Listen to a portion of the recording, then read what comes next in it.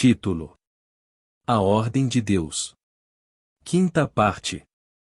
O testemunho de Mateus. Nas parábolas do reino dos céus o apóstolo Mateus indica o mesmo abandono. Nelas o Senhor Jesus disse que um inimigo, Satanás, viria e semearia o joio no meio do trigo. Isto indica que no reino dos céus haveria a intromissão de professantes falsos e sem vida. Como resultado disso, o reino teria uma mistura de crentes, trigo, e falsos professantes, de joio, os quais não seriam separados até o fim desta era. Mateus 13, 24 ao 30 e 38 ao 41. Mateus 13, 24 ao 30. Propôs-lhes outra parábola, dizendo: O reino dos céus é semelhante ao homem que semeia a boa semente no seu campo. Mas, dormindo os homens, veio o seu inimigo, e semeou o joio no meio do trigo, e retirou-se. E, quando a erva cresceu e frutificou, apareceu também o joio. E os servos do pai de família, indo ter com ele, disseram-lhe: Senhor, não semeaste tu, no teu campo, boa semente? Por que tem, então, joio? E ele lhes disse: Um inimigo é quem fez isso. E os servos lhe disseram: Queres, pois, que vamos arrancá-lo? Ele, porém, lhes disse: Não, para que, ao colher o joio, não arranqueis também o trigo com ele. Deixai crescer ambos juntos até a ceifa e, por ocasião da ceifa, direi aos ceifeiros: Colhei primeiro o joio, e atai-o em molhos para o queimar, mas, o trigo, ajuntai-o no meu celeiro. Versículos 38 ao 41. O campo é o mundo, e a boa semente são os filhos do reino, e o joio são os filhos do maligno. O inimigo, que o semeou, é o diabo, e a ceifa é o fim do mundo, e os ceifeiros são os anjos. Assim como o joio é colhido e queimado no fogo, assim será na consumação deste mundo. Mandará o Filho do Homem os seus anjos, e eles colherão do seu reino tudo que causa escândalo, e os que cometem iniquidade. Mateus registra que o Senhor Jesus ensinou às multidões que um vasto sistema cresceria a partir da simplicidade original do cristianismo, e que no final não guardaria qualquer semelhança àquilo que era no princípio. Ele usou a figura de uma semente de mostarda, sendo plantada na terra e crescendo demais, até se tornar uma imensa árvore, na qual as aves do céu viriam se aninhar. A grande árvore nos fala de domínio e poder, Ezequiel 31, 3 ao 7, o Daniel 4, 10 ao 11, 2, 22, 34. Ezequiel 31, 3 ao 7. Eis que a Síria era um cedro no Líbano, de ramos formosos, de sombrosa ramagem e de alta estatura, e a sua copa estava entre os ramos espessos. As águas o fizeram crescer, o abismo o exalçou, as suas correntes corriam em torno da sua plantação, e ele enviava os regatos a todas as árvores do campo. Por isso se elevou a sua estatura sobre todas as árvores do campo, e se multiplicaram os seus ramos, e se alongaram as suas varas, por causa das muitas águas quando brotava. Todas as aves do céu se aninhavam nos seus ramos, e todos os animais do campo geravam debaixo dos seus ramos, e todas as grandes nações habitavam à sua sombra. Assim era ele formoso na sua grandeza, na extensão dos seus ramos, porque a sua raiz estava junto às muitas águas. Daniel 4, 10 ao 11. Eis, pois, as visões da minha cabeça. Estando eu na minha cama, eu estava assim olhando, e vi uma árvore no meio da terra, cuja altura era grande. Crescia esta árvore, e se fazia forte, de maneira que a sua altura chegava até ao céu, e era vista até aos confins da terra. Daniel 4, 2 ao 22. Pareceu-me bem fazer conhecidos os sinais e maravilhas que Deus, o Altíssimo, tem feito para comigo. Quão grandes são os seus sinais, e quão poderosas as suas maravilhas! O seu reino é um reino sempiterno, e o seu domínio de geração em geração. Eu, Nabucodonosor, estava sossegado em minha casa, e próspero no meu palácio. Tive um sonho, que me espantou, e estando eu na minha cama, as imaginações e as visões da minha cabeça me turbaram. Por isso expedi um decreto, para que fossem introduzidos à minha presença todos os sábios de Babilônia, para que me fizessem saber a interpretação do sonho. Então entraram os magos, os astrólogos, os caldeus e os adivinhadores, e eu contei o sonho diante deles, mas não me fizeram saber a sua interpretação. Mas por fim entrou na minha presença Daniel, cujo nome é Beltesazar, segundo o nome do meu Deus, e no qual há o espírito dos deuses santos, e eu lhe contei o sonho, dizendo: Beltesazar, mestre dos magos, pois eu sei que há em ti o espírito dos deuses santos, e nenhum mistério te é difícil, dize-me as visões do meu sonho que tive e a sua interpretação. Eis, pois, as visões da minha cabeça. Estando eu na minha cama, eu estava assim olhando, e vi uma árvore no meio da terra, cuja altura era grande.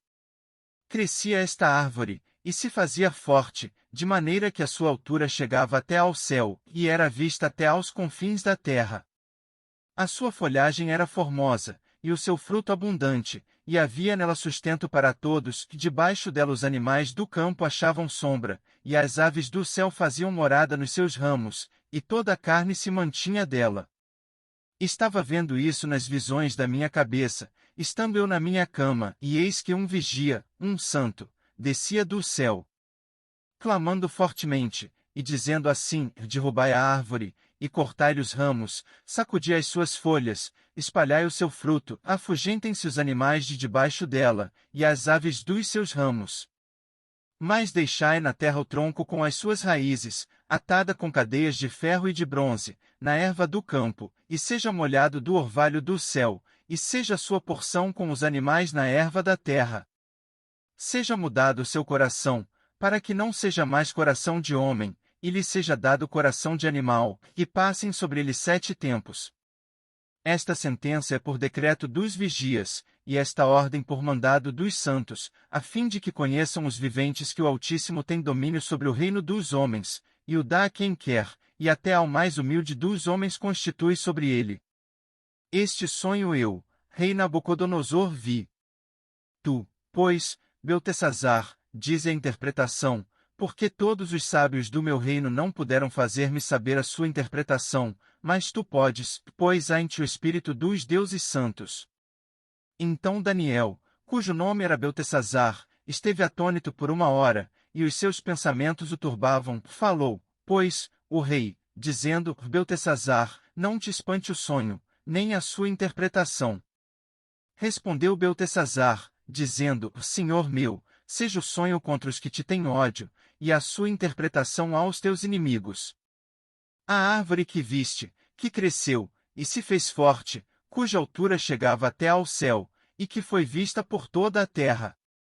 Cujas folhas eram formosas, e o seu fruto abundante, e em que para todos havia sustento, debaixo da qual moravam os animais do campo, e em cujos ramos habitavam as aves do céu. És tu, ó Rei, que cresceste, e te fizeste forte, a tua grandeza cresceu, e chegou até ao céu, e o teu domínio até a extremidade da terra. Daniel 4. 34. Mas ao fim daqueles dias eu, Nabucodonosor, levantei os meus olhos ao céu, e tornou-me a vir o entendimento, e eu bendisse o Altíssimo, e louvei e glorifiquei ao que vive para sempre, cujo domínio é um domínio sempiterno, e cujo reino é de geração em geração. O Senhor indicava assim que a profissão cristã se desenvolveria na forma de uma grande instituição mundana, dando ao cristianismo um aspecto de grandeza e pretensão. A profissão cristã acabou se transformando em um grande sistema de religião, política e negócios. Nela os homens se esforçam para conseguir honra, grandeza e poder. As aves do céu ou nos falam de espíritos malignos, Apocalipse 18, 2. Que se apoderariam das mentes dos homens e os influenciariam para que ensinassem doutrinas errôneas, Timóteo 4, 1. Apocalipse 18, 2. E clamou fortemente com grande voz, dizendo: Caiu, caiu a grande Babilônia, e se tornou morada de demônios, e coito de todo espírito imundo, e coito de toda ave imunda e odiável. 1 Timóteo 4, 1. Mas o Espírito expressamente diz que nos últimos tempos apostatarão alguns da fé, dando ouvidos a espíritos enganadores, e a doutrinas de demônios. Se já tivemos a oportunidade de presenciar o barulho que sai de uma árvore cheia de pássaros, entenderemos o quão exata é essa figura da confusão que existe no testemunho cristão. As aves estão todas gorjeando ao mesmo tempo, todas elas aparentando ter algo a dizer, mas suas vozes são todas conflitantes. É isso que ouvimos quando atentamos para os milhares de vozes das várias assim chamadas igrejas existentes na cristandade. Mateus 13, 31 ao 32. Mateus 13, 31 ao 32. Outra parábola lhes propôs, dizendo: O reino dos céus é semelhante ao grão de mostarda que o homem, pegando nele, semeou no seu campo. O qual é, realmente, a menor de todas as sementes, mas, crescendo, é a maior das plantas, e faz-se uma árvore, de sorte que vêm as aves do céu, e se aninham nos seus ramos. O Senhor Jesus continuou, falando da mulher que introduziu. Abre aspas, fermento em 3 medidas de farinha. Mateus 13, 33. Mateus 13, 33. Outra parábola lhes disse: O reino dos céus é semelhante ao fermento, que uma mulher toma e introduz em 3 medidas de farinha, até que tudo esteja levedado. Isto nos fala de outro aspecto da ruína que se abateu sobre a profissão cristã.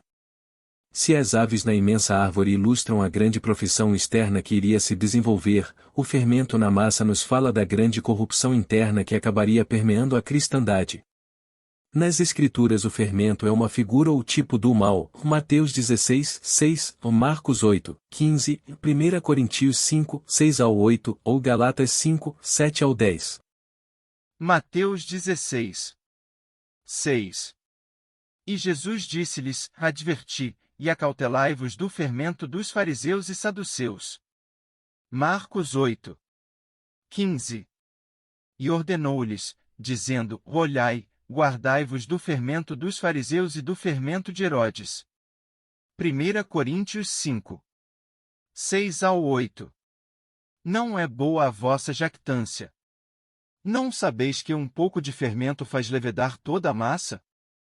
Alimpai-vos, pois, do fermento velho, para que sejais uma nova massa, assim como estáis sem fermento. Porque Cristo, nossa Páscoa, foi sacrificado por nós. Por isso façamos a festa, não com o fermento velho, nem com o fermento da maldade e da malícia, mas com os ázimos da sinceridade e da verdade. Gálatas 5, 7 ao 10. Corrieis bem, quem vos impediu, para que não obedeçais à verdade? Esta persuasão não vem daquele que vos chamou. Um pouco de fermento leveda toda a massa. Confio de vós, no Senhor, que nenhuma outra coisa sentireis, mas aquele que vos inquieta, seja ele quem for, sofrerá a condenação. Abre aspas. Mas é uma figura de Cristo, que é, abre aspas, o pão da vida. É ele o alimento espiritual dos filhos de Deus. João 6, 33 ao 35, 51 ao 58. João 6, 33 ao 35. Porque o pão de Deus é aquele que desce do céu e dá vida ao mundo. Disseram-lhe, pois, Senhor, dá-nos sempre desse pão. E Jesus lhes disse: Eu sou o pão da vida, aquele que vem a mim não terá fome, e quem crê em mim nunca terá sede. João 6,52 ao 58.